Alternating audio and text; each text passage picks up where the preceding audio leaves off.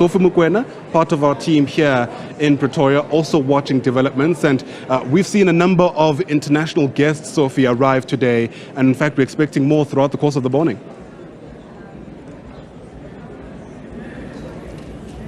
Well, Ayanda, indeed, we are waiting here where you can see the arrival of international guests.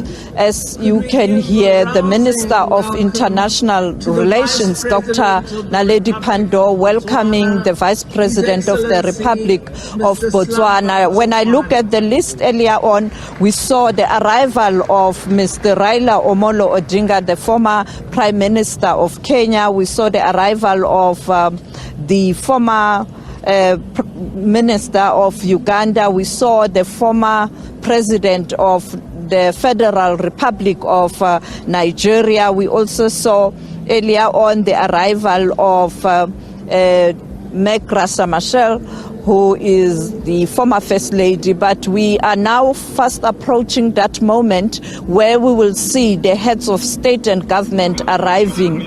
And we expect that we will see even King Mswati of Eswatini as the head of state of that country, King Letsie Laboraro as the head of state of Lesotho.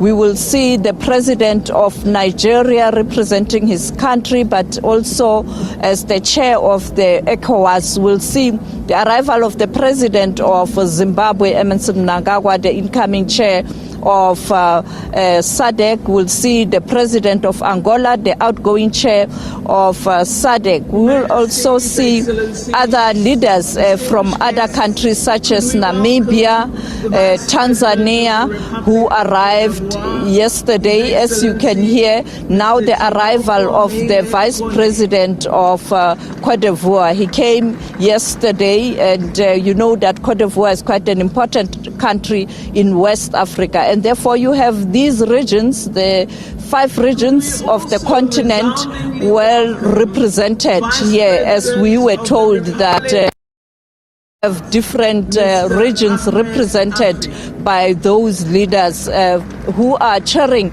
those important regional organizations. We also expect the chairperson of the Commission of the AU, the continental body, Musa Faki, to be here to represent the continent. Earlier on, we saw Wamkele Mene, the secretariat. He is responsible for the African Continental Free Trade Area. Is based in Ghana. And therefore, you can see that when you look at the continent, you have a strong representation from different regions, different institutions. In terms of SADC, many heads of state and government of the region are here. But when you look at other regions, you can look at Cuba. The vice president of Cuba is here. When you look at countries such as the United States of America and perhaps Europe, they will be represented by their diplomats who are accredited to be in South Africa. And when you look at China, China is sending an envoy on behalf of President Xi Jinping. Russia, you'll have the ambassador of Russia, whom I saw earlier on, who will represent Russia. And I think this is an indication that much as it was a short notice and it was difficult to organize and to arrange, because we are told that the president and government was looking at perhaps that the coming 2 weeks for the inauguration. But when the Chief Justice made an announcement of the swearing in of members of parliament, the organizing committee on behalf of government and the president then had to find a way to ensure that they conduct this, or this inauguration does take place, but also they had to make some amendments. You know that the guests were informed on time in terms of roughly when the inauguration might be, but the final invitations were sent out on Saturday, and therefore